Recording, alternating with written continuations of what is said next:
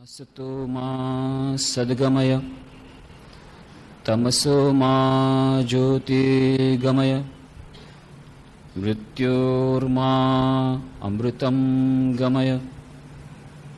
ओम शांति शांति शांति।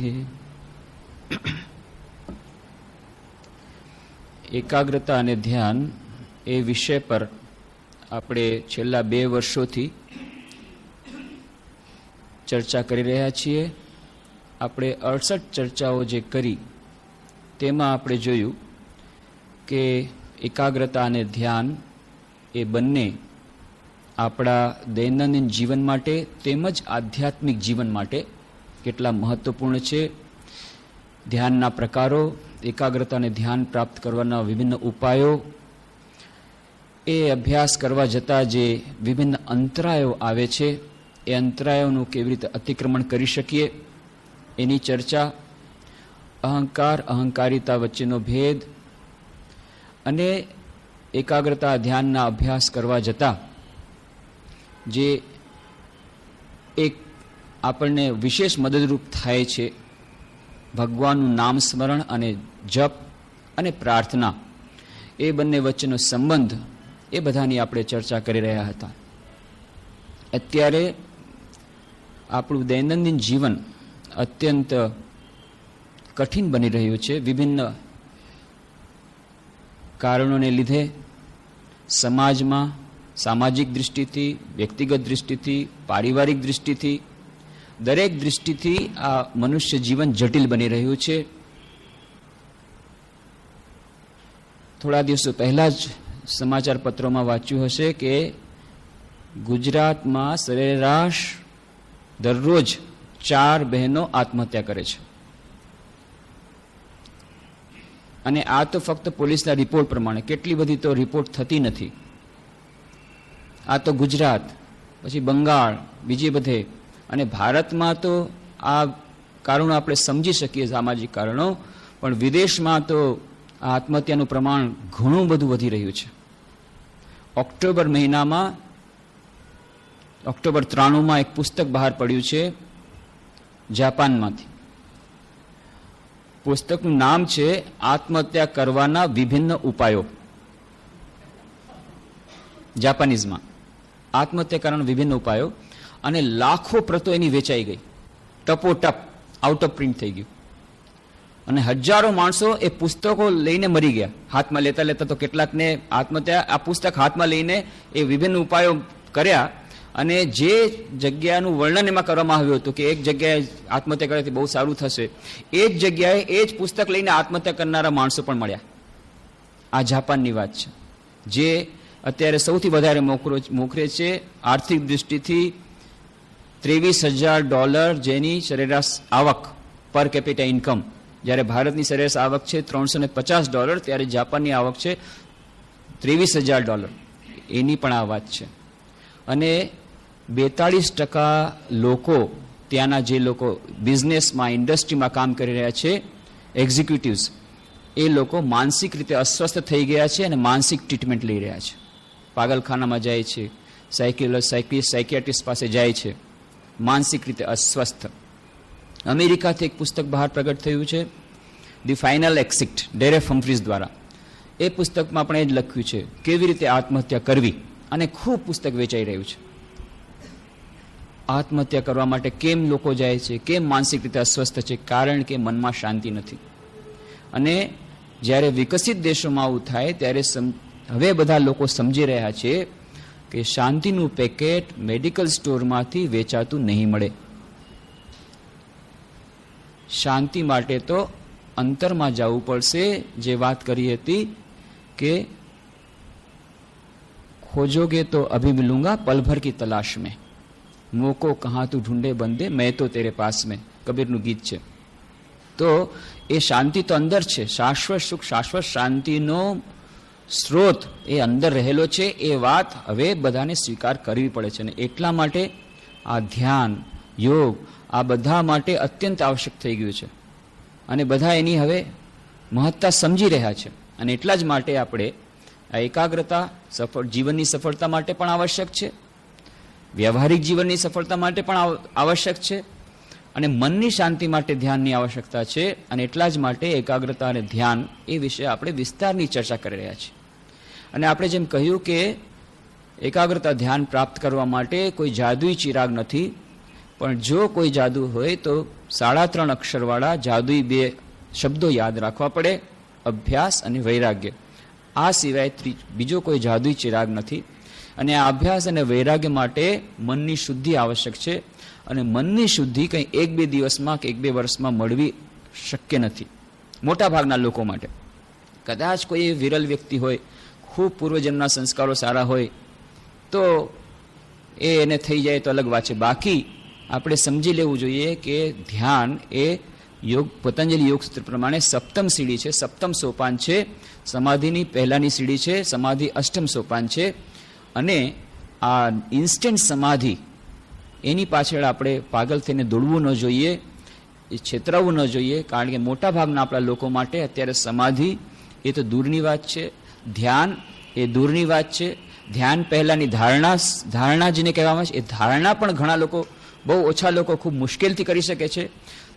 ધારણાની પહેલાંની જે સ્થિતિ છે પ્રત્યાહાર, મોટા ભાગના લોકો આપણે જ્યારે કહીએ છીએ કે અમે ધ્યાન કરી રહ્યા છીએ, એનો અર્થ છે અમે પ્રત્યાહારનો અભ્યાસ કરી રહ્યા છીએ. કે મન ચારે તરફ દોડી રહ્યું હોય એને પકડીને પાછું પોતાની ઈષ્ટના ચિંતનમાં લગાડવું, આનું નામ છે પ્રત્યાહાર. એ પ્રત્યાહારના અભ્યાસને આપણે બહુ સારું નામ ધ્યાન આપીએ છીએ, પણ એ ધ્યાન છે નહીં. અને સમાધિ તો આપણા માટે દૂરની વસ્તુ છે. તો એ મોટાભાગના લોકો માટે ઇન્સ્ટન્ટ સમાધિ એ કાલ્પનિક વસ્તુ રહેશે થોડાક દિવસો માટે.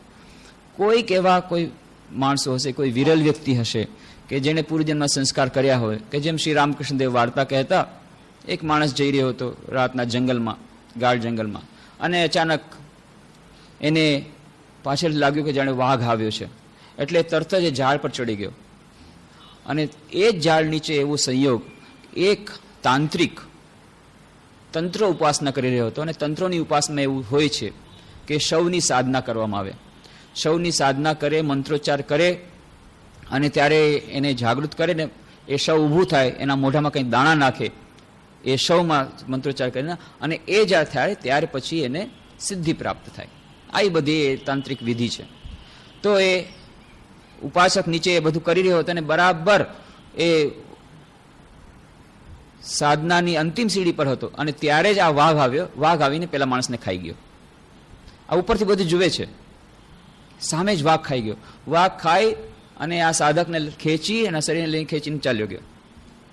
ખેંચીને ચાલ્યો ગયો એટલે પછી ટપોટપ નીચે ઉતર્યો. એણે તાંત્રિક સાધના વિશે કંઈક સાંભળ્યું હતું, કંઈક કોઈ સાધના તો કરી નથી, પણ એમ સાંભળ્યું હતું આમ છે. એટલે આવીને એણે પછી બાકીનું જે વિધિ હતી પૂરી કરી, જે ચોખા દાણા નાખવાના નાખ્યા ને તરત જ માં કાલી પ્રગટ થઈ ગયા, દર્શન આપ્યા. તને વરદાન આપું છું, તારે શું જોઈએ છે? કે વરદાન પછી પેલા મને પ્રશ્નનો જવાબ આપો, વરદાન પછી લઈશ. કે તમે આવું કેમ કરો છો? આ તો તમારે બરાબર ન કહેવાય. તમે જગન માતા થઈ અને તમારે ન્યાય કરવો જોઈએ. આ માણસ આટલા વર્ષોથી કઠોર તપસ્યા કરી રહ્યો હતો, કેટલા વર્ષોથી કઠોર તપસ્યા કરી રહ્યો હતો, એને બિચારાને તો એ તો વાઘ ખાઈ ગયો, એને તમારા દર્શન ન થયા, અને મેં ફક્ત 1 મિનિટ સાધના કરી અને તમને દર્શન આપ્યા, તો આ તો તમારો અન્યાય કહેવાય. અને મા કાલી ત્યારે હસીને કહે છે, વત્સ તું જાણતો નથી, પૂર્વ જન્મમાં તે કેટલી કઠોર તપસ્યા કરી છે, તારું આટલું બાકી હતું એટલા માટે તારા જન્મ, આ તે આટલું કર્યું એટલે તને મળ્યું છે, આની પૂર્વની તું વાત નથી જાણતો. એટલા માટે આજે જ્યારે આપણા મનમાં પ્રશ્નો ઉદ્ભવ થાય છે ને, કે પ્રાર્થના તો પ્રતિસાદ આપણને કેમ નથી મળતો, પ્રાર્થનાનો પ્રતિસાદ મળે છે તો કેમ ભક્તો ઉપર જ કેમ વધારે દુઃખ આવે છે? જે લોકો વધારે ભક્તિ કરે છે એટલું એને દુઃખ વધારે. આ તો એક સાધારણ એનાલિસિસ કરવાથી કોઈને પણ ખબર પડશે કે જે લોકો જેટલું ભગવાનનું નામ વધારે લે, સાધના વધારે કરે, એને એટલું કોમ્પ્લિકેશન એના વ્યવહારિક જીવનમાં વધારે, એટલું એને વ્યવહારિક જીવનમાં સમસ્યાઓ વધારે. આ એક સાધારણ સર્વે કરવાથી ખબર પડે છે. એનું કારણ શું છે? એ કારણ આપણને સમજમાં નહીં આવે. કેમ? કારણ કે આપણું કોમ્પ્યુટર નાનકડું છે. સુપર કોમ્પ્યુટરનું જે એનાલિસિસ કરેલું હોય એ મિની કોમ્પ્યુટર દ્વારા ન સમજાય. પણ એની થોડીક એના થોડા સંકેતો આપણે જોઈ શકીએ. કેમ આપણને નથી સમજાવતું? એ સંકેતો જોઈ શકીએ કે આ પ્રાર્થના કરીએ છીએ આંતરિકતાપૂર્વક, તો પણ પ્રાર્થના કેમ ફળીભૂત નથી થતી, અથવા તો ફળીભૂત થાય છે કે નહીં એ પણ આપણને ખબર નથી. એ પણ કોણ કહેશે કે ફળીભૂત નથી થતી? જેમ આપણે પાછલી ચર્ચામાં કહ્યું, કદાચ ફળીભૂત થાય છે એટલા માટે જ આવું થઈ રહ્યું છે, એટલા માટે તો આવું થઈ રહ્યું છે. એટલા માટે જ લૌકિક દુઃખ પડી રહ્યું છે, એ કોણ સમજશે? તો આ જે વાત છે કે આપણે પહેલા શું કર્યું છે તો સમજમાં નથી આપતું. આપણે ફક્ત વર્તમાન કાળને જોઈએ છે, પણ એની પહેલા ભૂતકાળમાં શું થઈ ગયું એ જાણતા નથી, ભવિષ્યમાં શું થવાનું છે જાણતા નથી. ફક્ત એક નાનકડો સમય લઈ લીધો અને એ સમયની સાપેક્ષતાને સમજ્યા વગર, કાળ સમયની મર્યાદાને સમજ્યા વગર આપણે નાનકડા આપણા મગજથી આ નાનકડી ઘટનાને સમયની મર્યાદામાં અને કાળની મર્યાદામાં જોવાનો પ્રયત્ન કરી છે. એટલા માટે એનું કારણ સમજાતું નથી. શ્રી રામકૃષ્ણ બીજી વાત કહેતા કે એક માણસ એક સવારના દારૂનો બોટલ લીધો અને થોડોક જ દારૂ પીધો, અડધો જ બોટલ પીધો, પૂરો પણ નહીં, અને એકદમ મસ્ત થઈને હલવા ડોલા મંડી ગયો અને એકદમ જે દારૂડિયા ખૂબ ઘણી બોટલો પીને જેવું કરે એવી મસ્તીમાં કરવા માંડી ગયો અને હાથ પગ હલાવવા માંડી ગયો અને નાચવા માંડી ગયો અને હોહા કરવા માંડી ગયો. તો બીજા માણસે કીધું, અરે ભાઈ આ શું વાત છે, હજી આટલો દારૂ લીધો અને આટલી બધી મસ્તી આવી ગઈ, શું વાત છે? કે તું જાણતું નથી ભાઈ, આખી રાત ઢીંચ્યો છે. આ તો અત્યારે તારી સામે આટલું લીધું, બાકી તો આખી રાત ઢીંચે રાખ્યું છે. આખી રાત ઢીંચે છે એનું પરિણામ છે. તો આખી રાત જે પીધું છે એ તો આપણે જોતા નથી. આપણને અત્યારે સામે દેખાય છે આટલું જ દારૂ પીધો ને આવું ફળ, આપણે આટલા સારા કામ કર્યા અને આપણને આવું ફળ, પણ આની પહેલાના કેવા કેવા કામ કર્યા છે એ આપણને ખબર નથી. તો અત્યંત સુકૃતિ હોય તો કદાચ ઇન્સ્ટન્ટ સમાધિ મળી પણ શકે કોઈકને, પણ મોટા ભાગના આપણા લોકો માટે આ સમાધિ અથવા ધ્યાનનો માર્ગ એ દુષ્કર રહેશે. અને એ એટલા માટે કહેવામાં આવે છે, પતંજલિ યોગસૂત્રમાં પણ કહે છે, દીર્ઘકાલો નૈરંતર્ય સત્કાર્ય સેવિત દૃઢભૂમિ. નિરંતર સત્કાર્યો સેવિત, નિરંતર સાધના કરવી પડશે, લગાતાર કરવી પડશે, નિરંતર કરવી પડશે. અને કેવી રીતે કરવી? દીર્ઘકાળ સુધી કરવી પડશે. પહેલેથી જ વાત કરી દીધી કે ધૈર્ય રાખવું પડશે. ધૈર્ય રાખવા માટે થઈને, અને આપણને ગભરાવા માટે કે નહીં આ દીર્ઘકાળ તો પછી શું કરું, નહીં, બીજો કોઈ વિકલ્પ નથી. દીર્ઘકાળ સુધી આપણને માનસિક તૈયારી રહે, આપણે અધીર ન બની જાય એટલા માટેની વાત છે, આપણે ગભરાવા માટે નથી. પણ સાથે સાથે કહે છે દૃઢભૂમિ, એ દૃઢભૂમિમાં રહેશો જરૂર એ રિઝલ્ટ તો મળશે જ, ફળ તો મળશે જ. અને ફળ મળવાનું તો ત્યારે જ શરૂ થઈ જાય છે જ્યારે સાધના શરૂ કરીએ છીએ. સ્વલ્પમપ્યસ્ત ધર્મસે ત્રાયતે મહતો ભયાત, એ વાત આપણને મળે છે. પણ સાથે સાથે ધીરતા, ધૈર્ય, અને આપણે આ સમજવાનો જે પ્રયત્ન કરીએ છીએ એમાં આપણને જોવું પડે કે આપણો મસ્તિષ્ક, આપણું કોમ્પ્યુટર નાનકડું છે, એના દ્વારા બધી વાતો સમજાશે નહીં. કેમ કોઈક વ્યક્તિને થોડીક સાધના કરી એને જલ્દીથી ફળ મળી ગયું, કોઈક વ્યક્તિ ખૂબ બધા ઘણા વર્ષોથી સાધના કરે છે અને ફળ નથી મળતું. બીજું કે ફળ મળે છે કે નહીં એ પણ આપણને કેવી રીતે ખબર પડે? કારણ કે કેટલીક વાર જે શાંતિ આપણને મળી રહી છે પણ ઇલ્યુસરી શાંતિ, ઇલ્યુસરી પીસ, કે જે શાંતિ મળી રહી છે એ બાહ્ય શાંતિ હોય. શરૂઆતમાં કોઈને ત્યાં માણસ જાય, અતિથિ તરીકે કોઈને ત્યાં ગયા, દિવાળીના દિવસો આવવાના છે એટલા માટે શું કર્યું છે, જેટલો અંદર ગોડાઉનમાં સામાન હતો બધો બહાર કાઢ્યો છે. ગોડાઉનમાં ત્યારે લીપાઈ કરવાની છે, પોતાઈ કરવાની છે, પેઇન્ટિંગ કરવાનું છે, કલર કરવાનો છે. અને એટલા માટે થઈને અંદરમાં ગોડાઉનમાંથી જેટલો બધો સામાન હતો, કેટલી બધી જાતનો સામાન હોય ગોડાઉનમાં, તો ઘર વખરીનો કેટલો બધો સામાન હોય, એ બધો કાઢીને અત્યારે ડ્રોઈંગ રૂમમાં રાખ્યો છે. કારણ કે ત્યાં પેઇન્ટિંગ કરાવવું પડશે. અને એ જ દિવસે બહારથી અતિથિ આવી ગયા.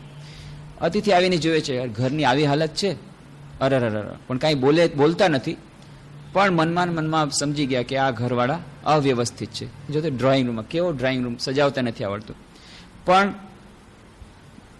પછી ચોથે દિવસે જાય ત્યારે ખબર પડે, ઓહો આટલું વ્યવસ્થિત, આટલું સરસ ઘર, આટલું શણગાર. પણ એ ક્યારે ખબર પડે? જ્યારે આવી રીતે જાય, વ્યવસ્થિત રૂપે જાય ત્યારે. પણ આ જે અંદરનો ગોડાઉનનો માલ જ્યારે આવ્યો હોય ત્યારે જાય તો ખબર નહીં પડે. તો જ્યારે સાધક આંતરિકતાપૂર્વક પ્રાર્થના શરૂ કરી દે, આંતરિકતાપૂર્વક સાધના પ્રારંભ કરી દે, તો શું થાય છે? તો એના માટે તો સૌથી પહેલા અંદરનો કચરો સાફ કરવો પડે. ફક્ત કલરિંગ કરવાથી નહીં ચાલે. બહારથી કલરિંગ કરવું બહુ સરળ છે, એ તમે બીજાને છેતરી શકો. પણ ખરેખર જો સફાઈ કરવી હોય મકાનની, તો મકાનની અંદર જે ઘર વખરોનો જે સામાન હોય, ગંદો સામાન હોય, બધા એને બહાર કાઢવો પડે. અને એટલા સમય પૂરતું તો ઘર ગંદુ રહેશે. એના માટે એટલું સહન કરવું પડશે. અને તમે કહેશો નહીં અમારે ગંદુ નથી રાખવું, અમારે હંમેશા સારું જ રાખવું છે, તો ડ્રોઈંગ રૂમ હંમેશા સારો રહેશે, સ્ટોર રૂમ હંમેશા ગંદો રહેશે અને ધીરે ધીરે ગંદો વધુ ને વધુ ગંદો થતો જશે અને પછી એ સ્ટોર રૂમ પછી કિચન પણ સ્ટોર રૂમ બનશે અને પછી છેવટે ડ્રોઈંગ રૂમ પણ સ્ટોર રૂમ બનશે, કારણ કે સામાન તો રાખવો જ પડે. પછી ડ્રોઈંગ રૂમ પણ સ્ટોર રૂમ બનશે. પણ જો પહેલેથી આ સફાઈ કરવી હોય તો સફાઈ માટે તો શરૂ રહેવું પડે. તો જેમ આપણે પહેલાં પણ ઉદાહરણ આપ્યા કે તળાવ છે, એ તળાવમાં ઉપરથી તો પાણી બહુ સાફ દેખાય છે, પણ જ્યારે એને હલાવવામાં આવે તો અંદરનો બધો કાદવ બહાર નીકળે. એ અંદરના કાદવને ડિસિલ્ટિંગ પ્રોસેસ છે, ડિસિલ્ટિંગ કરવામાં આવે નહીં. ડિસિલ્ટિંગ ન કરવામાં આવે તળાવનું પાણી પછી રહેશે નહીં, ધીરે ધીરે ધીરે રેતી જામી જાય, કાદવ જામી જાય અને પછી પાણીમાં ટકે નહીં. એટલા માટે વચમાં ડિસિલ્ટિંગ કરવું પડે. તો ડિસિલ્ટિંગ જ્યારે કરો ત્યારે અંદરનો કાદવ બધો બહાર નીકળે. ત્યારે લાગે અરે કેટલું ગંદુ પાણી. એને કરતાં પહેલાં તો પાણી સારું દેખાતું હતું સારું, વાત સાચી છે, પણ પાણી સારું નહોતું. ઉપરથી દેખાતું હતું પણ અંદર તો બધો કચરો હતો. એ કચરો જ્યારે હલાવશું ત્યારે બહાર નીકળશે. એવી રીતે ધ્યાનની પ્રક્રિયા, પ્રાર્થનાની પ્રક્રિયા, સાધનાની પ્રક્રિયા એવી છે કે શરૂઆતમાં વલોવે છે મનને, અને વલોવાથી શું થાય છે, અચેતન મનમાં એ સ્ટોર રૂમમાં જે પૂર્વજનોના કેટલા બધા સંસ્કાર એ બધા બહાર નીકળે છે. એ ગંદકી બધી બહાર નીકળે છે. તો ગંદકી બહાર નીકળે છે ત્યારે સાધક ગભરાઈ જાય છે, અરે આના કરતાં તો પહેલાં સારા હતા, આપણે સાધના પ્રારંભ નહોતી કરી ત્યારે સારા હતા, મન કેટલું સારું હતું. આ તો ધ્યાન કરવા બેસી જાય ત્યારે જ આટલા બધા કેટલા બધા કેવા વિચારો, કોઈ દિવસ નહોતા એવા બધા વિચારો આવે છે. આના કરતાં ધ્યાન નહોતા કરતા ત્યારે આપણે સારા હતા, સાધના નહોતી કરતી ત્યારે સારા હતા. હા, સારા તો હતા પણ ઉપરથી સારા હતા, પણ મનની અંદર તો ગંદકી હતી જ. ચોર તો કોટની નીચે છુપાઈને બેઠેલ જ હતો. તો બે વસ્તુ છે, કાં તો આપણે બત્તી નહીં કરવાની, આપણે પણ સૂતા રહીએ અને ચોરને બધું કામ કરવા દઈએ. કારણ કે જ્યાં બત્તી કરશું, પ્રકાશ થશે તો ચોર કોર્ટમાંથી બહાર આવશે પછી એનો સામનો કરવો પડશે. પછી બહાદુરીપૂર્વક સામનો કરો, એને ઘરની બહાર મોકલી દો તો તમે સેફ છો. અને નહીં તો તમે એમ માનો અરે બત્તી કરશું વળી ચોર બહાર નીકળશે, એના કરતાં ભલે રહ્યો અંદર, પણ ગમે ત્યારે તમને છુરી મારી શકે છે. એ તમને યાદ છે. એવી જ રીતે ક્યારેક આપણે વિચાર કરીએ છીએ અરે આના કરતાં પહેલાં સારા હતા, રહેવા દે એમને. પણ રહેવા દો એમનામ, એ ગંદકી જે અંદર હશે એ આપણને મારી નાખશે, ખતમ કરી નાખશે. એ આપણે સમજતા નથી. એના કરતાં સારી વાત છે અંદરની ગંદકીને ભલે બહાર આવવા દો. આપણે હજી વધુ સાધના કરીએ, જેમ જેમ સાધના કરશું એમ હજી વધારે ખરાબ વિચાર આવશે, જેમ વધારે ધ્યાન પ્રગાઢ થશે એમ હજી વધુ અંતઃકરણ વલોવાશે, અચેતન મનમાંથી બધી ગંદકી બહાર નીકળશે, પૂર્વજન્મ સંસ્કાર બહાર નીકળશે. ત્યારે એ ચોર જ્યારે બહાર નીકળશે ત્યારે ખૂબ બહાદુરીપૂર્વક સામનો કરશું. અને પછી જ્યારે ઘસઘસાટ ઊંઘી થશે, ત્યારે ચોર બહાર નીકળી ગયો પછી તમે ખરેખર અર્થમાં સેફ છો. અત્યારે તો આપણે માનીને બેઠા છીએ કે આપણે સેફ છીએ, માનીને બેઠા છીએ આપણું મન બહુ સારું છે, માનીને બેઠા છીએ કે ના આપણે બહુ શાંતિમાં છીએ. પણ એ શાંતિ એ છેતરનારી શાંતિ છે, ઇલ્યુસરી પીસ. તો એ ઇલ્યુસરી પીસમાંથી બહાર આવવું હોય તો પછી આ વ્યાકુળતાપૂર્વક પ્રાર્થના એ કરવી પડે, ધ્યાન કરવું પડે. અને ધ્યાનમાં જેમ આપણે કહ્યું શરૂઆતના ક્ષણોમાં, શરૂઆતમાં ધ્યાન થોડું કઠિન બને છે મોટા ભાગના લોકો માટે. તો સ્વામી શિવાનંદજી મહારાજ, મહાપુરુષ મહારાજે બહુ સુંદર એના માટે ઉપાય આપ્યો કે ઠીક છે, એક યુવક જ્યારે પૂછે છે કે આ ધ્યાન તો મને બહુ કઠિન લાગે છે, ઠીક છે શરૂઆતમાં ધ્યાન બધા માટે કઠિન લાગે છે, એટલા માટે શરૂઆતમાં પ્રાર્થના કરો. પ્રાર્થના કરવાથી અને ભગવાનનું નામ લેવાથી ધીરે ધીરે મનની ચિત્તશુદ્ધિ થશે. ચિત્તશુદ્ધિ થશે ત્યારે મન પોતાની મેળે ભગવાનમાં લાગશે. તો એટલા માટે પ્રાર્થના એ આપણા માટે સરળ ઉપાય કહ્યો. શરૂઆત માટે પ્રાર્થના ખૂબ આપણે માટે એક આવશ્યક અંગ બની જાય છે. અને એ જ પ્રાર્થનાના ઘણા પ્રકાર આપણે કયા, આર્તો, જિજ્ઞાસુ, અર્થાધિ, જ્ઞાની છે, ભરતૃષભ, 4 પ્રકારના લોકો ભગવાન પાસે જાય છે પ્રાર્થના કરવા માટે.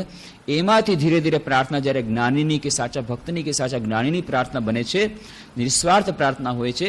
એ જ પ્રાર્થના જ્યારે હજુ વધુ ઉન્નત થાય છે, જ્યારે હજુ વધુ એના શબ્દો ઓછા થાય છે, ત્યારે ધીરે ધીરે એ જ પ્રાર્થના ગાઢ ધ્યાનમાં પરિણમે છે.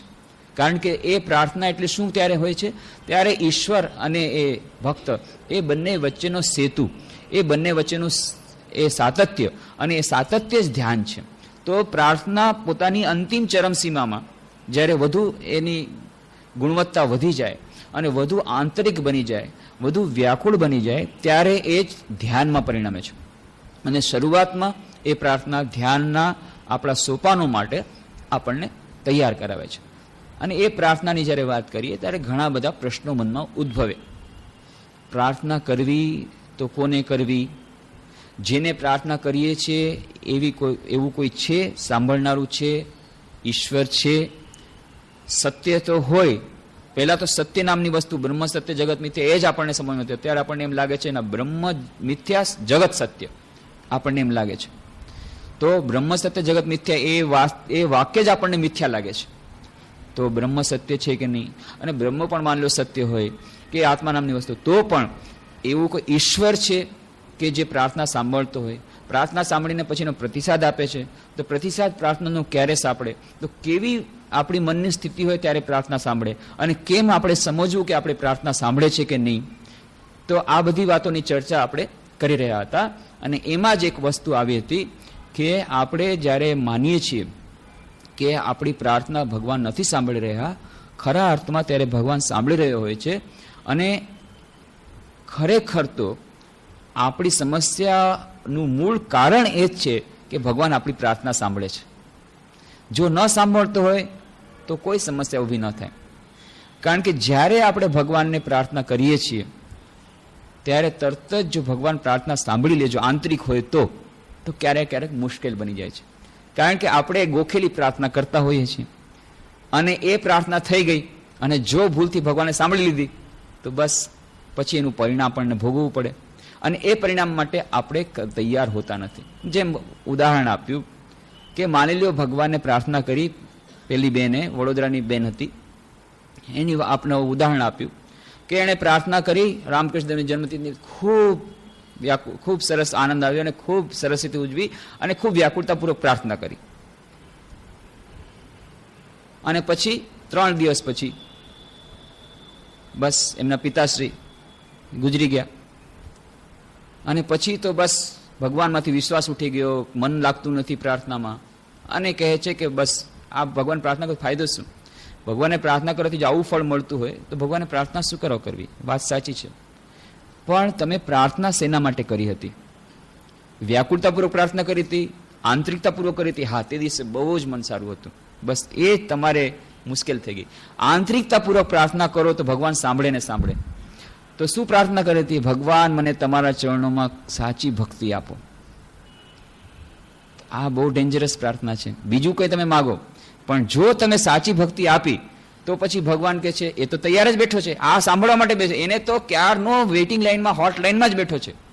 જ્યાં એણે કીધું કે મારે પ્રાર્થના ભક્તિ જોઈએ તો કે હું તો અહીંયા 100 ડગલા આવવા માટે હાજર છું, 1 ડગલું તો આવ, એના માટે જ રાહ જોતો હતો. તરત જ એને ભક્ત બનાવીને જ છોડશે.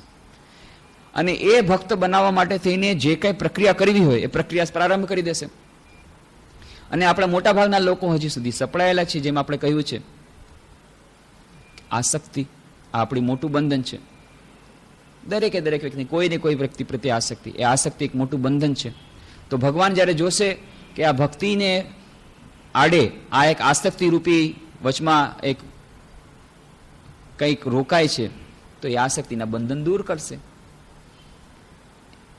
एक प्रवचनकार बहुत सुंदर कीधु, आसक्ति, आसक्ति किसको बोलते हैं? बोले जो कभी भी आसक्ति है, आसक्ति यही आसक्ति, किसी को भी कभी भी कहीं से भी आसक्ति है, जाति नहीं है, आसक्ति है. आसक्ति ये जाति નથી, આસક્તિ બધાને આવે છે, કોઈને કોઈ રૂપમાં આસક્તિ આવે છે.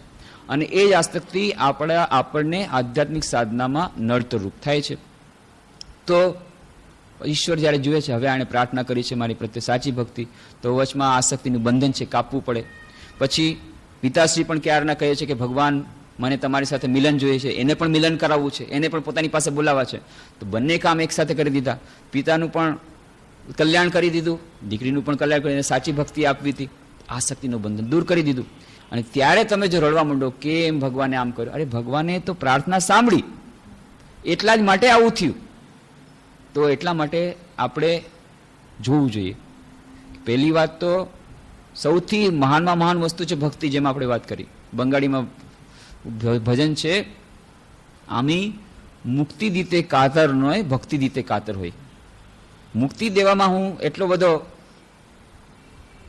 નાખુશ નથી થતો, પણ ભક્તિ દેવામાં હું ખૂબ જરાક સંકોચ પામું છું. કેમ? એકવાર ભક્તિ આપી દીધી, શુદ્ધા ભક્તિ, તો બસ હું તો ગુલામ થઈ ગયો. ભાગવતમાં કહે છે, શ્રીમદ ભાગવતમાં વાર્તા આવે છે કે અહમ ભક્ત પરાધીનો, એ ભક્તના પરાધીન બની ગયા. તો અમરીશ રાજાની વાર્તા છે કે રાજા અમરીશને ત્યાં દુર્વાસા મુનિને ભગવાન પોતે કહે છે કે અહમ ભક્ત પરાધીનો, હું તો ભક્તનો પરાધીન છું, કઈ સ્વતંત્ર નથી.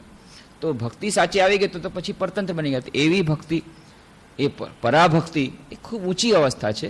બધાના માટે આ નથી, સાધારણ લોકો માટે પણ આપણે આ તો એક જોવાનો પ્રયત્ન કર્યો કે એક ઉદાહરણ પણ જો આપણે જોઈએ, જો કદાચ આપણને ભક્તિ આવે તો આ તો સાચી વાત છે કે સાચી ભક્તિ જો જોતી હોય, શુદ્ધ ભક્તિ જો જોતી હોય તો એના માટે તેની લૌકિક બંધનો દૂર કરવા પડે. અલૌકિક સંબંધ બાંધવું હોય તો લૌકિક બંધન દૂર કરવા પડે. અલૌકિક પ્રેમ જોતો હોય તો લૌકિક પ્રેમ ત્યાગ કરવો પડે. અલૌકિક આનંદ જોતો હોય તો લૌકિક દુઃખ માટે સહન કરવા માટે તૈયાર રહેવું પડે.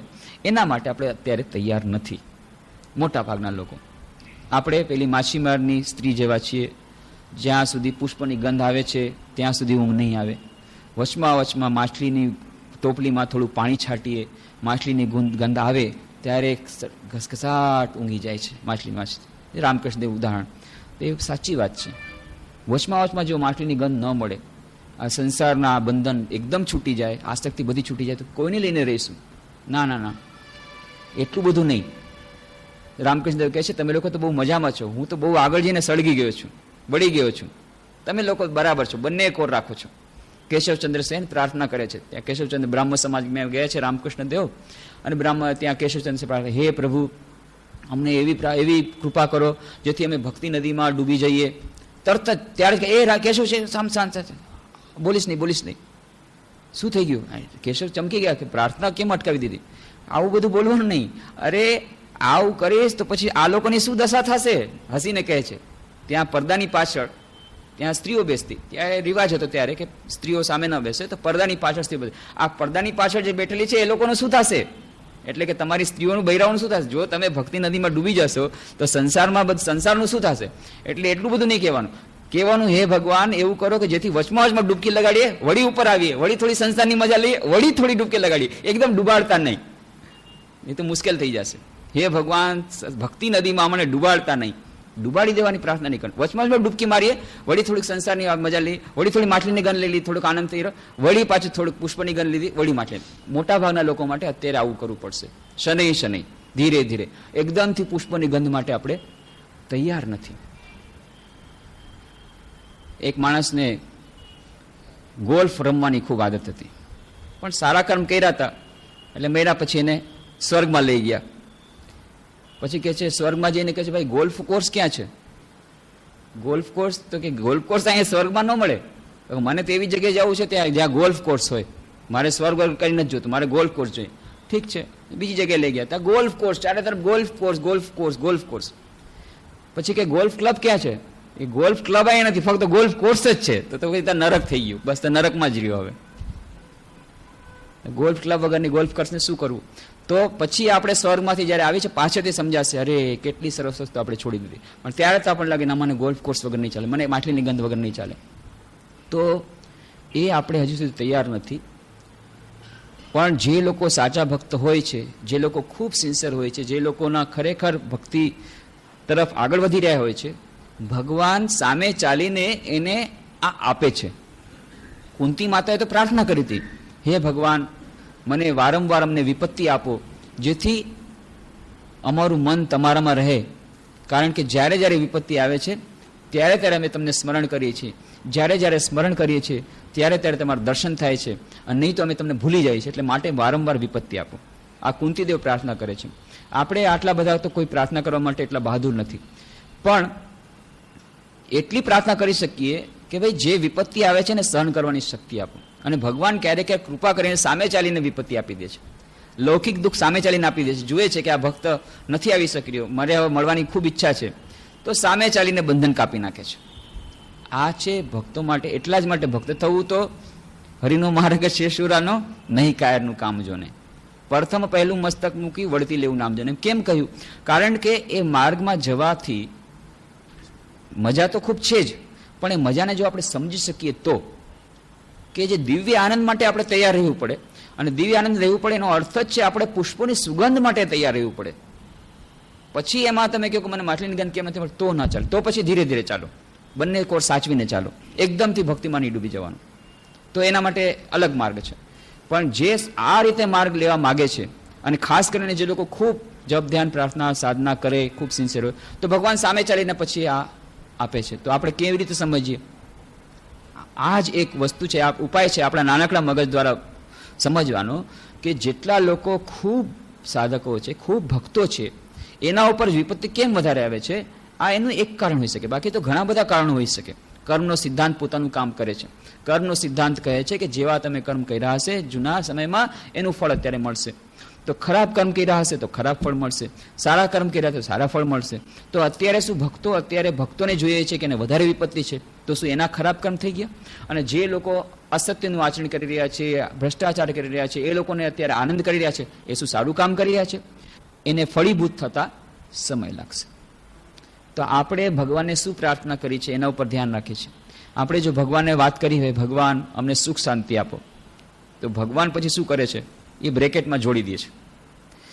કોઈને આપણે કીધું હોય કે ભાઈ પોરબંદરમાં ઘી સારું મળે છે તો જરા ઘી મોકલાવજો, પણ આપણે એમ ન કીધું કેટલું મોકલાવજો, એ કંઈ 100 ગ્રામ ન મોકલાવે, 50 ગ્રામે ન મોકલાવે. એ તમને જો બહુ સ્નેહી હોય તો 10 કિલો મોકલાવે, હજી વધારે સ્નેહી હોય તો 50 કિલોનો ડબ્બો મોકલાવે. તો ભગવાન તો આપણે એકદમ પરમ સ્નેહી છે. જ્યારે આપણે વાત કરીએ ભગવાન મને સુખ શાંતિ આપો, તો કે શાશ્વત સુખ અને શાશ્વત શાંતિ, બ્રેકેટમાં લખી નાખ્યું પોતે, કારણ કે તમે તો કીધું નથી કેટલી શાંતિ જોઈએ છે. જો પહેલેથી કહીને રાખ્યો ભાઈ થોડુંક સુખ અને થોડુંક શાંતિ આપજો, અને લૌકિક સુખ અને લૌકિક શાંતિ આપજો, અમારા દૈનંદિન જીવનમાં જેટલું સુખ અને શાંતિ, અને શાશ્વત સુખ શાશ્વત શાંતિ અમને નથી જોતી. આવી પહેલેથી ચોખવટ કરીએ તો અલગ વાત છે. આ ચોખવટ આપણે કરતા નથી. એટલા માટે આપણે જ્યારે કહીએ છીએ ભગવાન સુખ શાંતિ આપો પ્રાર્થના કરી, ભગવાને બ્રેકેટમાં લગાડી દો શાશ્વત સુખ શાશ્વત શાંતિ. શાશ્વત સુખ અને શાશ્વત શાંતિ જ્યાં લખ્યું તેના પછીની પ્રક્રિયા શરૂ થઈ ગઈ. એના માટે તો પછી આસક્તિના બંધન દૂર કરવા પડે, ધીરે ધીરે લૌકિક દુઃખ આપવું પડે, આ લૌકિક જગતમાંથી દિવ્ય જીવન માટેની તૈયારી કરવી પડે. એના માટે અહંકાર ઉપર, અહંકાર જે આપણો મુખ્ય જે આપણો અવરોધ છે એ અહંકાર ઉપર થોડા ઘા કરવા પડે. એ ધીરે ધીરે ધીરે એના માટેની તૈયારી કરાવવા પડે. એના માટે પ્રક્રિયા શરૂ થઈ જાય છે. ત્યારે આપણે સમજીએ અરે આ શું થઈ ગયું, આપણે ઉલટા સમજલી રામ થઈ ગયું. હે ભગવાન મેં તો શું પ્રાર્થના કરીને તમે શું આપ્યું? ઉલટા સમજલી રામની એ વાર્તા છે કે એક માણસ જઈ રહ્યો હતો અને પછી ખૂબ થાકી ગયો, આગળ ચલાતું નથી, એટલે ભગવાને પ્રાર્થના કરી એક ઘોડા દિલા દે રામ, એક ઘોડા દિલા દે રામ પ્રાર્થના કરે છે. અને થોડીક વાર પછી જ એક મિલિટરી ઓફિસર આવ્યો. મિલિટરી ઓફિસર કે એક ઘોડા લે, ચલ. એના કાંધા ઉપર ઘોડો રાખી દીધો, ચલ. કારણ કે ઘોડો ઇન્જોર્ડ થઈ ગયો હતો, ઘોડો પડી ગયો હતો. હવે આ મિલિટરી ઓફિસર થાકી ગયો હતો, ઘોડાને પકડી લઈ જવું પડે હોસ્પિટલ સુધી. ત્યાં એને સામે માણસ મળી ગયો. માણસના મિલિટરી ઓફિસરને કેવી રીતે ના પડે? એના કાંધા ઉપર નાખી દો, ચલ. ઘોડો તો મેળ્યો પણ અહીંયા કાંધ ઉપર. એટલે પછી કે સમજે ઉલટા સમજે રામ, ઉલટા સમજે રામ. હે રામ તમે ઉલટું સમજ્યા. મેં કીધું તો મને ઘોડો મળી જાય, ઘોડો મળી જાય, પણ ઘોડો મારે જોતો તો હું એના ઉપર બેસું, ઘોડો મારા ઉપર બેસે એટલા માટે મને ઘોડો નહોતો જોતો. તો ઉલટા સમજે રામ. તો પ્રાર્થના આપણી ભગવાન સાંભળે છે, ક્યારેક ક્યારેક ઉલટી સાંભળી લે છે, ઊંધી સાંભળી લે છે. સાંભળે છે એના જ માટે સમસ્યા થાય છે. એટલા માટે કેટલાક ભક્તો તો પ્રાર્થના કરે છે હે ભગવાન કલ્પતરુ નહીં બનતા, કલ્પવૃક્ષ. કલ્પવૃક્ષની જે આપણે વાર્તા કરી હતી કે કલ્પવૃક્ષ નીચે જે કોઈ બેસે તો એ જેવું કલ્પના કરે એવું એને મળી જાય.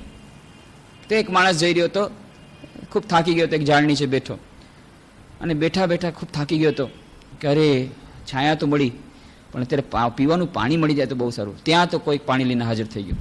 પાણી પીધું પછી કે અરે ભૂખ લાગી છે, કે ખાવાનું મળી જાય. સરસ સરસ વાનગીઓ આવી ગઈ. અરે જેમ વિચારું છું બધું થઈ જાય છે. એક પથારી હતો, બહુ એક સરસ સુવાણી પથારી થઈ ગઈ. કોઈ પગ દાબા વાળો હતો, એક સુંદર સ્ત્રી આવી ગઈ, પગ દાબે છે. વાહ વાહ, હું જેમ ચાહું જેમ આવી છે. વાહ વાહ વાહ, બહુ આનંદ થયો. ત્યાં હું જ્યાં ક્યાં આવ્યો છું તો જોઉં આટલી સરસ જાઓ, ચારે તરફ ગાઢ જંગલ, આટલું ગાઢ જંગલ. અરે વાઘ આવી જશે તો ત્યાં જ તરત જ વાઘ આવી ગયો. હે વાઘ આવી ગયો, ખાઈ જશે તો તરત જ ખાઈ ગયો, પતી ગયું. તો જેમ વિચારો એમને એમ થાય. આ કલ્પવૃક્ષ છે. ઈશ્વરની પાસે જો સાનિધ્યમાં રહીએ, ઈશ્વર તો કલ્પવૃક્ષ છે. જેવું આપણે માગશું એવું મળશે ને, જેવી કલ્પના કરશે એવું તરત જ મળશે. અને કલ્પનામાં જો કદાચ ભૂલ થઈ ગઈ, બસ વાઘની જ્યાં સુધી સારી કલ્પના કરી ત્યાં સારું છે, જ્યાં વાઘની કલ્પના કરી બસ પતી ગયું, ખાઈ જશે વાઘ. એટલા માટે સાવધાન રહેવાનું. જ્યારે ઈશ્વરના સાનિધ્યમાં હોય છે એટલે જ કહે છે જ્યારે પ્રાર્થનાના સમયમાં ખૂબ સાવધાન રહેવું કે પ્રાર્થના આપણે શું કરીએ. પ્રાર્થના કે ધ્યાનના સમયમાં ક્યારેક એવા વિચાર આવી જાય તો એ નડતરું બની જાય, કારણ કે એ પ્રાર્થના તરત જ ફળીભૂત થાય છે. એટલે કેટલાક ભક્તો તો પ્રાર્થના કરે હે ભગવાન તમે કલ્પવૃક્ષ નહીં બનતા, કારણ કે ખબર નથી ક્યારે અમારા મગજમાં કેવી જાતના વિચારો આવે, ક્યારેક ખરાબ પણ વિચારો આવી જાય. તો એ વિચારો પણ જો ફળીભૂત થઈ જાય તો મુશ્કેલ થઈ જાય. તમારાથી દૂર નહીં કરતા. ક્યારેક એવા વિચારો આવે કે ભગવાનથી દૂર થવાના આપણને વિચારો આવે તો ભગવાનથી દૂર થઈ જાય, એટલા માટે કલ્પવૃક્ષ નહીં બનતા, આવી પ્રાર્થના કરે છે. તો આ બધું સમજવું બહુ કઠિન છે આપણા નાનકડા કોમ્પ્યુટર દ્વારા, કે ભગવાન આપણા ઉપર કૃપા કરી રહ્યા છે કે નહીં, પ્રાર્થના સાંભળી રહ્યા છે કે નહીં, ક્યારે પ્રાર્થના સાંભળે છે, પ્રાર્થનાનો પ્રતિસાદ ક્યારે મળે છે. અને પ્રાર્થનાનો પ્રતિસાદ આપણે જો વ્યાકુળતાપૂર્વક પ્રાર્થના કરવી પડે, રામકૃષ્ણદેવ કહે છે, બંગાળીમાં વાત છે, ডাক রে মন ডাকবার মতো কেমন শ্যামা থাকতে পারে, কেমন শ্যামা থাকতে পারে, কেমন কালী থাকতে পারে. ডাક રે મન ডাকবার મતો. ডাક એટલે પોકારવું. પોકારવાની જેમ પોકાર હે મન, પછી જો કેમ માં શ્યામા ન આવે, માં કાળી ન આવે, જરૂર આવશે. પોકારવાની જેમ પોકારવાથી, આંતરિકતાપૂર્વક કરવાથી પ્રાર્થના સાંભળશે જ સાંભળશે, શ્રી રામકૃષ્ણ કહે છે. પણ એ પ્રાર્થના જ્યારે આપણે કરીએ ત્યારે આપણે એના માટે તૈયાર છીએ, જોઈ લઈએ. ઉદાહરણ આપે છે રામકૃષ્ણ દેવ, માં એ રસોઈ બનાવી રહી છે, નાનકડું બાળક એ હઠ પકડે છે, માં મને ગોદમાં લઈ લો, માં મને ગોદમાં, ખૂબ હઠ પકડે છે. હવે માં શું કરે, અહીંયા રસોઈ બનાવી છે, એને સાચવે, કેટલું બધું કામ છે. એટલે માએ પછી મીઠાઈના ડબ્બામાંથી થોડી મીઠાઈ આપી દીધી. બસ મીઠાઈ ખાવામાં મશગુલ થઈ ગયો, એટલે માં પોતાનું કામ. વળી પાછો રડવાનું શકે, માં મને ગોદમાં લઈ લો, પછી ચોકલેટ આપી દીધી, એ ચોકલેટ ખાય, ભૂલાઈ ગયું. ફરી પાછું કે માં મને આપો, માં મને ગોદમાં લઈ લે, પછી ચોકલેટ આપે છે, ચોકલેટ ફેંકી દે છે. મીઠાઈ આપે છે, મીઠાઈ ફેંકી દે છે, નહીં મારે ગોદમાં જવું છે. હવે શું થાય, એટલે નાનું રમકડું લાવ્યા, રમકડું આપી દીધું. એ બાળક રમકડામાં મશગુલ થઈ ગયો, રમવામાં કેટલો ટાઈમ ગયો. ફરી પાછું માં જીદ કરે છે, મારે માં મને ગોદમાં લઈ લે. માં પાછી આવે છે, પાછું રમકડું ફેંકી દે છે, મીઠાઈ આપે, મીઠાઈ ફેંકી દે છે. બસ હવે તો ભેંકડો તાળે છે, મને ગોદમાં લઈ લો, ગોદમાં લે. પછી માને બધું કામ મૂકી અને બાળકને તેડવું જ પડે છે, બીજો કોઈ ઉપાય નથી. એવી જ રીતે આપણે જ્યારે એકાગ્રતા ધ્યાનના અભ્યાસમાં આગળ વધીએ છીએ, જ્યારે ઈશ્વર પાસે આગળ વધવાનો પ્રયત્ન કરીએ છીએ, ત્યારે ધીરે ધીરે ધીરે આગળ વધતા વધતા પોકારવાનું શરૂ થાય છે. અને પોકારવાની આંતરિકતાપૂર્વક જ્યારે પોકારવાનું શરૂ થાય છે ત્યારે ભગવાન સાંભળે છે તો જરૂર, પણ શું થાય છે પછી જુએ છે, ભાઈ થોડુંક મીઠાઈ આપીને શાંત કરી દો ને. એટલે થોડી મીઠાઈ આપે ત્યારે ખૂબ મજા આવે, ચાલો હમણાં રહેવા દો, એકાગ્રતા ધ્યાનનો અભ્યાસ, હમણાં ખૂબ મજામાં છીએ, ખૂબ સરસ. અત્યારે બિઝનેસ, કેમ ભાઈ તમે એકાગ્રતા ધ્યાન આ બધું પુસ્તક બધું છે ના, હમણાં છે ને બિઝનેસ જરા વધી ગયો છે, નવી બ્રાન્ચ અમે ખોલી છે અને ત્યાંથી આવે છે, એટલે હમણાં મને ટાઈમ નથી, લાગી ગયા મીઠાઈમાં. વળી પાછા હજી પણ જે આગળ વધ્યા, વળી પાછા કે ના એકાગ્ર ધ્યાન, અરે ભાઈ આપણે શાશ્વત સુખ શાશ્વત જાણતી જોઈએ છીએ, આ વાત જોઈ લીધું ભાઈ, જાપાનમાં બધા પૈસા આટલા કર્યા, બધા માનસિક પાગલ થાય, ના ના આપણે શાશ્વત સુખ શાશ્વત જાણતી જોઈએ છીએ, હાલો ચાલો એકાગ્રતા ધ્યાનના અભ્યાસમાં, ચાલો ફરી પુસ્તકો વાંચો, ફરી પછી ધ્યાનમાં. વળી પાછું કંઈક જરાક આગળ વધ્યા, રમકડું મળી ગયું, હા રમકડામાં મશગુલ થઈ ગયા, ખૂબ આનંદ છે. અરે કોણ એકાગ્ર ધ્યાન, આ જોજો હમણાં ભાઈ નવા નવા વિવાહ થયા છે, બધું હમણાં કરતો નહીં, એકાગ્ર ધ્યાન હમણાં નહીં, પછી વૃદ્ધાવસ્થામાં કરશો. ફરી પાછા રમકડામાં મશગુલ થઈ ગયા. આવી રીતે ધીરે ધીરે થાય. પછી એક સ્થિતિ આવે છે કે જ્યારે નહીં, અમને રમકડું નથી જોતું, અમને મીઠાઈ નથી જોતી, અને એ જ્યારે આંતરિકતાપૂર્વક પ્રાર્થના થાય ત્યારે ઈશ્વરને આવવું જ પડે. તો આવી રીતે શું, ડાકવારમાં તો ડાકવારમાં તો ડાક રે મન કેમન શામાં થાકતે પારે, કે જો તમે પુકારવાની જેમ પુકારો તો જરૂર માં આવશે. પણ આપણને જોઈએ છે શું, પહેલા નક્કી કરીએ. જો આપણને શાશ્વત સુખ શાશ્વત શાંતિ જોતી હોય તો એના માટે આપણે પ્રાર્થના કરીએ તો માં જરૂર આવશે, જરૂર સાંભળશે. જો એના માટે અત્યારે તૈયાર ન હોઈએ તો પછી બીજી જાતની પ્રાર્થના કરીએ, ક્લિયર કટ કરી દે કે ભાઈ અમને શાશ્વત સુખ શાશ્વત શાંતિ નથી જોતી, કારણ કે ભગવાન તો આવશે જ, એ તો આપશે જ. એ વાર્તા આપણે કરી હતી એ ભગવાન વેશ પલટો કરીને આવે છે, વેશ પરિવર્તન કરીને અને જાય છે શેઠને ત્યાં, અને શેઠને ત્યાં જાકારો આપે છે. અને ઉપરથી શેઠ જ્યારે જુએ છે કે આ દરવાન સાથે તકરાર થાય છે, ભિખારી કોઈ તકરાર કરે છે, શેઠજી કહે છે લગાવો એને દંડો. એટલે પછી ભિખારી એ સ્ત્રી સાથે ભાગે છે ત્યાંથી. ભગવાન વિષ્ણુ અને લક્ષ્મી વેશ પલટો કરીને આવ્યા હતા, જ્યારે સાંભળ્યું કે દંડો મારવાના છે ભાગ્યા ત્યાંથી. ભાગતા ભાગતા વિષ્ણુ ભગવાન કહે છે જા સાલે તેરા એક મજલા ઓર બન જાય, તારી બિલ્ડિંગ 6 માળની છે, હજી 1 માળની બિલ્ડિંગ બની જાય.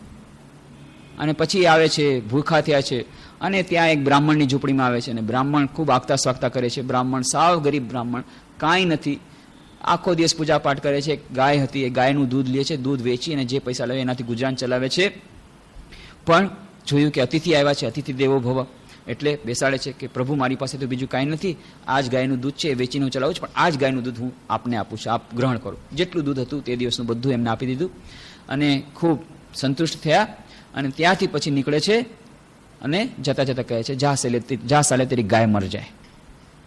અને પછી આગળ વધે છે. લક્ષ્મીજી કહે છે ભગવાન તમને થયું છે શું, શિવજી તો ભાંગ પીએ છે મેં સાંભળ્યું છે, પણ તમે ક્યારથી ભાંગ પીવાનું શરૂ કરી દીધું? ઓલા શેઠ જે જાકોરો આપ્યો, દંડો મારવાની વાત કરી તો કે છે તમારે હજી 7મો માળ બિલ્ડિંગ બની જાય. અને આ બિચારે પોતાનું જે હતું સર્વસ્વ આપી દીધું. એની પાસે પોતાની માટે ખાવા પીવાનું નથી, આખો દિવસ ભીખો રહેશે. જે દૂધ હતું બધું આપી દીધું. અને એને એક માત્ર સહારો હતો, બીજાના માટે બીજું કાંઈ કરતા કાંઈ સહારો નથી. કોઈ એને ઇન્કમનો સોર્સ નથી, કોઈ એને આવકનું સાધન નથી. એકમાત્ર ગાય એનો સહારો હતો. એને તમે મારીમાં મરવાનું કહી દીધું. આ તો થયું છે શું? મનમાં વિકાર થયો છે? બધું સારું કીધું છે, સાચું કીધું છે. જો પેલો શેઠ છે એને 6 માળની બિલ્ડિંગ છે, એને 6 જાતના રોગ છે. આ 7મી બિલ્ડિંગ આવશે એટલે 7મો રોગ થશે ને મરી જશે. જેટલા બિલ્ડિંગના માળ એટલા રોગ. આ તમે એક જાતનું ઇક્વેશન તમે રાખી લો. જોજો જેટલા જાળની બિલ્ડિંગ એને એટલા જાતના રોગ હશે એ શેઠજીને. એક જાતનું ઇક્વેશન, વેરીફાયેબલ એક્સપેરિમેન્ટ આપ કરીને જુઓ. જેટલા મેં તો જોયા કેટલાય રોકડા, જેટલા ધનાઢ્ય વેપારી ખાસ કરીને જે કાળાબજારી કરી છે એને કોઈ ને કોઈ જાતનું એ લોકો કેટલાય શેઠજી તો એને ખાવામાં કીધું છે ફક્ત તમે ટેબ્લેટ સિવાય કાંઈ નહીં ખાઈ શકો. ગોળી ખાવાની, આ નહીં ખાવાનું, ડાયાબિટીસ છે, હાર્ટ છે, બ્લડ પ્રેશર છે, એટલા માટે આ નહીં ખાવાનું, પેલું નહીં ખાવાનું, પેલું નહીં ખાવાનું. અને 10 ગાડીઓ છે પણ ગાડીઓ ચડવાની મનાઈ, એ તમે ઉતરી જ નહીં શકો. તમે જે ઉપર 7મા માળે બેઠા છો, નીચે ઉતર્યા એટલે ગયા. એટલે 10 ગાડી છોકરાઓ ચલાવે છે ને ખૂબ મજા કરે છે, ખૂબ પૈસા ઉડાવે છે. જે કાંઈ કાળાબજારી કરે બધા પૈસા ઉડાવે છે, કોર્ટના કેસ ચાલે છે, ડોક્ટરના બિલ આવે છે. આ તો 7 માળની બિલ્ડિંગના માલિકોની હાલત છે. અને આ બ્રાહ્મણ બિચારો સાત્વિક છે, આખો દિવસ ભજન કરે છે અને ભગવાનમાં એનું મન એકદમ રમી ગયું છે. પણ જો એનું ને મારું મિલન એટલા માટે નથી થઈ રહ્યું, વચમાં આસક્તિ. આજે આસક્તિની વાત કરીએ, આસક્તિ કભી વ્યાસ અભી ગાય કે પ્રતિ આસક્તિ આ ગઈ. હવે ગાય એનું એકમાત્ર સાધન છે અને ગાયને ખૂબ પ્રેમ કરે છે, ગાય વગર રહી ન શકે. આ ગાયની પ્રત્યેની જે આસક્તિ, એને કારણે મારા પ્રત્યેની પૂરી આસક્તિ એમાં થતી નથી. એને કારણે મારું મિલન નથી થતું. આ આસક્તિનું બંધન જે દિવસે કપાશે એ દિવસે એનું મારી સાથે મિલન થશે. અને એની સેવાથી હું એટલો પ્રસન્ન થયો છું કે હવે એના વિયોગ હું ચાહતો નથી, એના વગર હું રહી શકતો નથી. એટલે હું ચાહું છું ભક્ત મારી સાથે હંમેશા માટે મિલન એનું થઈ જાય. અને એટલા માટે આ જે એકમાત્ર જે બંધન આસક્તિનું વચમાં આવ્યું છે એને મારવાની મેં વાત કરી છે. આ બધું આપણા કોમ્પ્યુટરમાં નહીં બેસે. આપણને તો બહારથી લાગશે વાહ વાહ શું ભગવાન નામની વસ્તુ છે. પહેલી વાત તો ભગવાન નામની જો હોય તો અંધેર નગરી છે અને ચોપટ રાજા છે. અંધેર છે જે લોકો સત્યવાદી છે, જે લોકો સારું આચરણ કરે છે, એ લોકોને પૈસા જ પૈસા, મજા જ મજા. અને જે લોકો સત્યનું આચરણ, જે લોકો અસત્યનું આચરણ કરે, કાળાબાજી કરીને પૈસા જ પૈસા, મજા જ મજા. જે લોકો સત્યનું આચરણ કરે છે, ઈમાનદાર છે, ભગવાનની ભક્તિ કરે છે, ને આટલી બધી વિપત્તિઓ, આટલા બધા દુઃખ, લૌકિક દુઃખ.